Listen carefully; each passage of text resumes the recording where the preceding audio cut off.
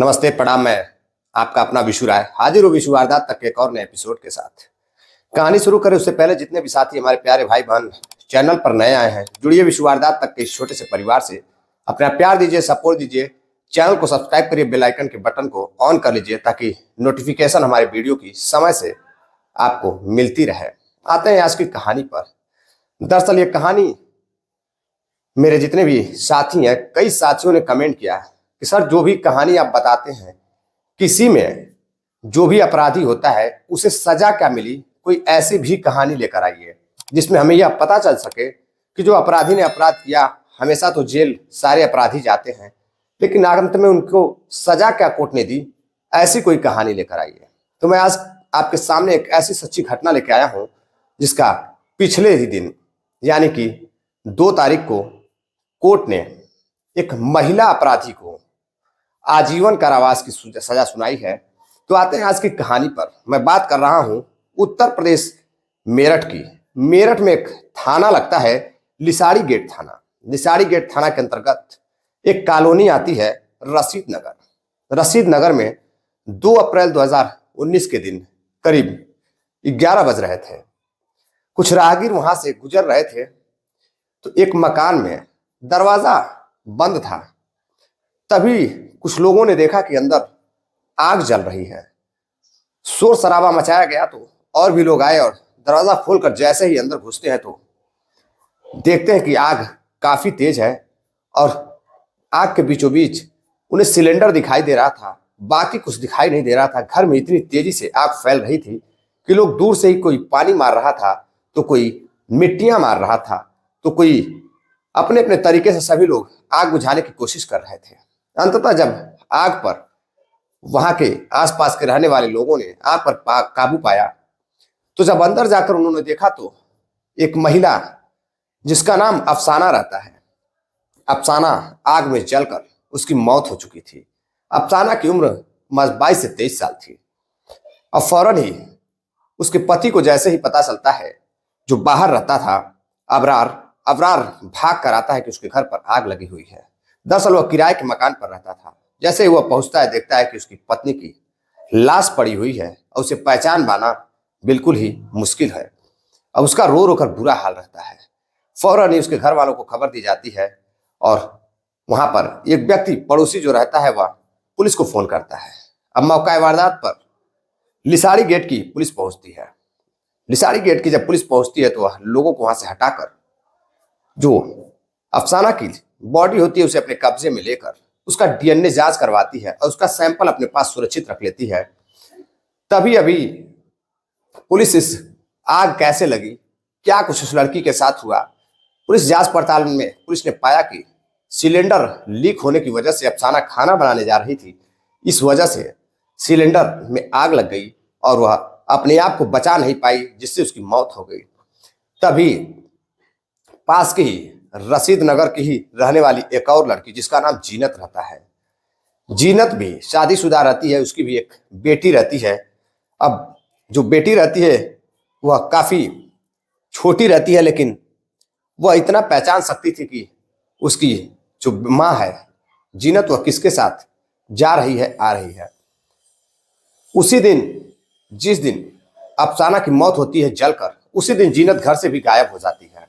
अब पुलिस जीनत की तलाश में लगती है। दरअसल जीनत के जो ससुराल वाले रहते हैं, जीनत से कभी कभार पैसे भी मांगते थे तो वह ससुराल फोन करके अपने मायके फोन करके अपने पिता से पैसे के लिए भी कहती थी कि उसके ससुराल वाले पैसे मांग रहे हैं। तो कभी कभार ऐसा काम वो करती थी। अब ससुराल वालों को पता चलता है कि जीनत सुबह गई थी और अभी शाम हो गई, अभी तक आई नहीं। ससुराल वाले फौरन शिकायत दर्ज कराने थाने में जाते हैं। शिकायत दर्ज कराते हैं अपनी बहू की, जीनत की गुमशुदगी की। जैसे यह बात उसके जीनत के पिता को पता चलती है, पिताजी भी उसी मेरठ के थाने पहुंचते हैं लिसाड़ी गेट और जाकर ससुराल वालों के खिलाफ यानी कि जीनत के हस्बैंड के खिलाफ, उनके ससुर के खिलाफ दहेज उत्पीड़न का केस दर्ज कराते हैं। और वह कहते हैं कि अक्सर कर यह मुझसे पैसा मांगा करती थी और हमेशा यह कहती थी उसके ससुर और उसके पति उसको पैसा लेने के लिए उकसाते हैं। अब जैसे यह बात पुलिस सुनती है, जीनत की तलाश में लग जाती है और उसके पति को गिरफ्तार करती है, गिरफ्तार करके जेल में भेज देती है और इधर जीनत की तलाश चलती रहती है। दरअसल इसी बीच एक लड़की थाने पहुंचती है और वह बताती है कि उसका नाम निशा है और वह बेहद ही खूबसूरत थी। उसकी भी उम्र 22 साल रहती है।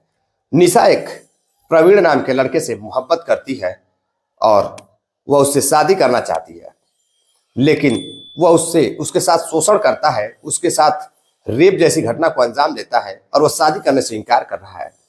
जैसे ही पुलिस यह खबर सुनती है तो पुलिस सबसे पहले जब निशा को देखती है तो निशा की शक्ल थोड़ी थोड़ी अफसाना से मिल रही थी। अभी मात्र 20 से 22 दिन इस केस को हुए थे। फौरन ही पुलिस पुरानी फाइल निकालती है और उससे फोटो जब मिलान करती है तो सामने जो लड़की रहती है वह अफसाना रहती है। अब फौरन ही पुलिस उसको पूछताछ करना शुरू करती है तो जो अफसाना रहती है पहले 4 दिनों तक पुलिस को इधर उधर की बातें करके बरगलाती है। वह अपने आप को हिंदू और निशा बता रही थी और अब प्रवीण के बच्चे की माँ बता रही थी कि उसके होने वाले बच्चे की माँ है। अब पुलिस जब अफसाना के माँ को बुलाती है, बरार को जेल से बुलाया जाता है और जब पहचान कराई जाती है तो पता चलता है कि यह निशा नहीं बल्कि अफसाना है। अब जब अफसाना को पुलिस पहचान लेती है तो उससे जब पूछताछ करती है तो जो अफसाना खुलासा करती है वाकई में वह रोंगटे खड़े कर देने वाले होते हैं। दरअसल अफसाना की शादी 2013 में बरार से होती है। अबरार जो है काफी अच्छा लड़का रहता है, मेहनती लड़का रहता है। वह उसके साथ काफी खुश था। इसी बीच अफसाना को लेकर वह लिसाड़ी गेट मेरठ में पहुंच जाता है। वहां जाने के बाद वहीं वह काम धाम किया करता था। वहां एक किराए का मकान लेता है। किराए का मकान लेने के बाद वह अब अफसाना को उसी में शिफ्ट कर देता है। अब रशीद नगर में अक्सर अफसाना वहां अकेले ही रहा करती थी। फोन और फेसबुक वगैरह जैसे ऐप यूज करती थी, दिन भर फोन में मस्त रहा करती थी। इसी बीच एक दिन वह उसी रशीद नगर में एक लड़का रहता था, प्रवीण कुमार। प्रवीण कुमार के जब वह पास जाती है तो उससे बातचीत करने लगती है। वह देखती है तो उस पर फिदा हो जाती है। अब वह कपड़े बदल कर प्रवीण के पास जाया करती थी और जब वहां जाती थी तो वह प्रवीण से बातचीत करती थी। अब धीरे धीरे जो प्रवीण था उस लड़की की खूबसूरती को देखते हुए अफसाना पर फिदा हो जाता है। अब अफसाना भी प्रवीण से बेहद मोहब्बत करने लगती है। प्रवीण जब उससे नाम पूछता है तो अपना नाम निशा बताती है और निशा इतनी चालाक लड़की रहती है कि वह हिंदी रीति रिवाज, हिंदी धर्म के जैसे पहनावे करके, जो पहनावा उसका था बिल्कुल एक जो हिंदू धर्म की लड़कियां नॉर्मली पहन के घूमती हैं और जिस तरह से रहती हैं बिल्कुल मैं पहचान भी नहीं आ पा रही थी और प्रवीण उससे मोहब्बत करने लगता है। अब आए दिन दोनों में बातचीत होने लगती है। इसी बीच जो प्रवीण रहता है अपने कमरे पर ले जाकर जो अफसाना रहती है उसके साथ कई बार नाजायज संबंध बनाता है, उसके साथ रेप जैसी घटना को अंजाम देता है और यह चीज दोनों एक दूसरे की सहमति से हो रहा था। लेकिन जो अफसाना रहती है पुलिस को बताती है कि वह रेप जैसी घटना को अंजाम दे रहा था, जो कि बिल्कुल ही गलत था। अब प्रवीण आए दिन उसके साथ संबंध बनाता था। अब धीरे धीरे एक दिन उसको पता चलता है कि अफसाना प्रेग्नेंट है। अब जैसे ही अफसाना को पता चलता है तो वह प्रवीण को बताती है कि वह उसके बच्चे की मां बनने वाली है और प्रवीण इस बात से अनजान था कि वह निशा नहीं बल्कि अफसाना है। अब वह शादी करने के लिए तैयार हो जाता है। वैसे ही अफसाना अब सोचती है कि आखिर मैं ऐसा क्या करूं जिससे मैं निशा भी बन जाऊं और अफसाना का कत्ल भी हो जाए। अफसाना हमेशा के लिए अबरार के दिलों से और उसके घर वालों के दिलों से दूर हो जाए, नजरों से दूर हो जाए। अब उसके पास की ही एक रहने वाली उसकी दोस्त रहती है, सहेली रहती है जीनत, जो कि उसी की तरह दिखने में और बिल्कुल उसी की उम्र की रहती है। उसकी भी एक लड़की रहती है जीनत की, सोफिया, जो कि बेहद ही प्यारी बच्ची होती है। अब 6 से 7 साल की सोफिया रहती है। अब 2 अप्रैल को 2019 को जो अफसाना रहती है वह सोफिया के घर जाती है और सोफिया से कहती है बेटा तुम्हारी माँ कहाँ है। सोफिया बताती है कि माँ मेरी अंदर है। तब वह जीनत को बुलाती है और कहती है कि मेरे घर कुछ देर में आ जाना, कुछ काम है। अब जैसे ही वह जीनत सोफिया के घर पहुंचती है, सोफिया कुछ मिठाइयां लाती है और जीनत को खिलाती है और जीनत कुछ ही देर बाद बेहोश हो जाती है। अब जैसे ही जीनत बेहोश होती है फौरन ही जो अफसाना होती है उस लड़की को खींचकर उस कमरे में ले जाती है किचन में, और सिलेंडर का जो प्लग होता है उसे खोल देती है। सारी गैस जब फैलने लगती है तो वहां से वह आग लगाकर भाग जाती है, और भागने के बाद वह सीधे प्रवीण के पास पहुंचती है। अब इधर हलचल मचती है, आसपास के लोग देखते हैं कि घर में आग लगी हुई है, लोग परेशान होते हैं। और जब अबरार और उसके साथी और आसपास के लोग पहुंचते हैं तो देखते हैं कि अफसाना मर चुकी है। लेकिन पुलिस ने एक काफी सराहनीय पहल भी की थी इसमें। उसने जो अफसाना को पहचानने के लिए आखिर बॉडी किसकी है, अफसाना की है या नहीं, क्योंकि जीनत भी उसी दिन गायब हुई थी, अब वह उसका डीएनए सैंपल रख लेती है। अब उसी समय पता चलता है कि जैसे ही पोस्टमार्टम रिपोर्ट आती है कि आग में जलकर लड़की की मौत हुई है, पुलिस भी बताती है कि सिलेंडर खुलने की वजह से, गैस लीक होने की वजह से अफसाना की मौत हुई है। पुलिस खुद दाह संस्कार कराती है, और उसके बाद तभी कुछ ही देर बाद पता चलता है कि मोहल्ले में रहने वाली एक लड़की जीनत भी गायब है, और जीनत के ससुराल वाले उसके साथ दहेज उत्पीड़न करते हैं। अब उसके जो घर वाले रहते हैं, मायके वाले, वह दहेज उत्पीड़न का मुकदमा दर्ज करा देते हैं। इसमें जो उसका हस्बैंड होता है जीनत का, उसको जेल में डाल दिया जाता है, और जीनत की जो है छानबीन शुरू रहती है, उसकी तलाश जारी रहती है। तभी जो अफसाना रहती है भागकर प्रवीण के पास जाती है, प्रवीण से शादी करना चाहती थी। कुछ ही दिनों बाद 24 अप्रैल 2019 को अब जो अफसाना रहती है उर्फ निशा, निशा कहती है कि मैं तुमसे शादी करना चाहती हूँ, अब तो मैं तुम्हारे बच्चे की माँ भी बनने वाली हूँ, परिवार को भी मैंने छोड़ दिया है। तभी प्रवीण उससे कहता है कि देखो, हमारा तुम्हारा जो प्यार है सिर्फ प्यार है, मैं तुमसे शादी नहीं कर सकता हूं। अब जब निशा प्रवीण से पूछती है आखिर ऐसा क्या है, तो वह कहता है कि मैं तुम्हें जान चुका हूं कि तुम एक दूसरे धर्म की लड़की हो, तुम्हारा नाम निशा नहीं बल्कि अफसाना है। अब अफसाना गुस्सा होती है और थाने पहुंचती है। थाने पहुंचने के बाद थानेदार साहब को बताती है कि साहब, मेरा नाम निशा है और मैं एक लड़के से मोहब्बत करती थी, उसने मुझे डरा धमकाकर मेरी अश्लील वीडियो बनाकर मेरे साथ अभद्र व्यवहार किया है, कई बार मेरे साथ बलात्कार जैसी घटना को अंजाम दिया है, रेप किया है। अब पुलिस उसकी जांच पड़ताल में जुटती है, लेकिन तभी वहां पर एक पुलिस और भी मौजूद रहता है। वो कहता है कि साहब, अभी हाल ही में जो लड़की जलकर मरी है अफसाना, इस लड़की की शक्ल कुछ उसी तरह की लगती है, कुछ मिलती जुलती है। फौरन जो एसआई रहते हैं वहां के दिसाड़ी गेट थाने के, वो पुरानी फाइल को, मात्र 22 दिन हुआ था उस फाइल को कांड को हुए, निकालते हैं, देखते हैं कि यह लड़की की शक्ल अब बिल्कुल अफसाना जैसी है। अब फौरन ही वह मिलान करते हैं, लड़की से पूछते हैं कि तुम्हारा नाम निशा नहीं बल्कि अफसाना है।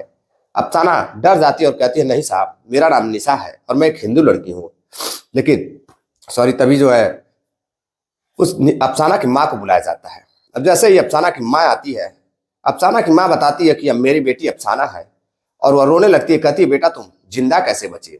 अब अफसाना टूट जाती है, वह बताने लगती है कि अपने प्यार को पाने के लिए उसने अपने सहेली जीनत का मर्डर किया है।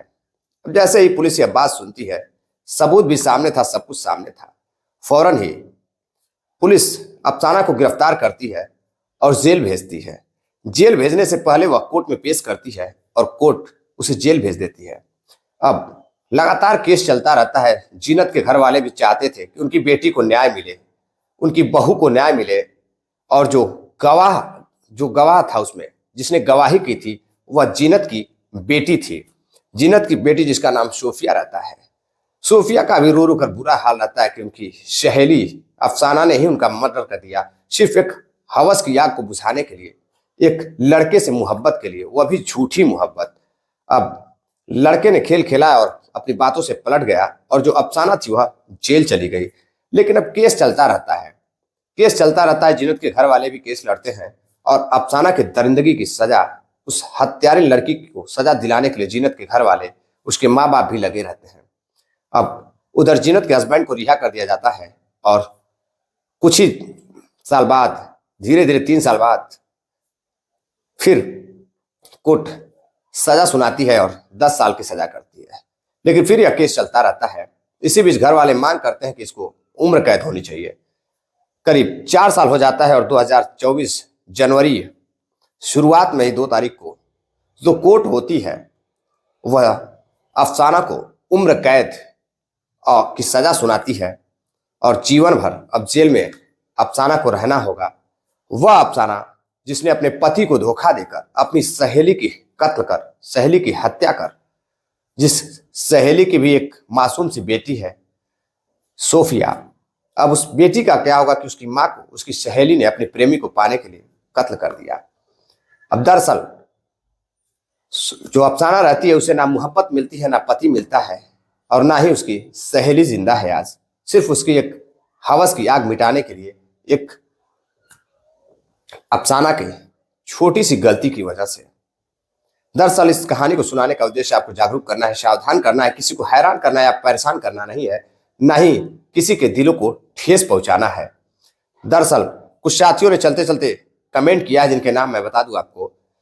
अरफास भाई हैं, फैजल खान है राजस्थान से, सोहन लाल सेठिया जी हैं बीवर राजस्थान से, नासिर पठान भाई हैं महाराष्ट्र से, सतीश गुप्ता मऊ से हैं, डॉक्टर ए.के. अग्नोत्री हैं इलाहाबाद से। आप सभी का बहुत बहुत धन्यवाद जो आप इतना प्यार सपोर्ट देते हैं। आप तो कहानी अगर पसंद आई हो तो आप सभी साथी इस वीडियो को शेयर कीजिए। जो भी आपको सलाह देनी है आप सलाह दीजिए। इस वीडियो पर जो आपकी राय अपनी जरूर दीजिएगा, और चलते चलते चैनल को जरूर सब्सक्राइब कर लीजिए। मिलते हैं एक और नई कहानी के साथ, तब तक के लिए इजाजत दीजिए। जय हिंद, जय भारत।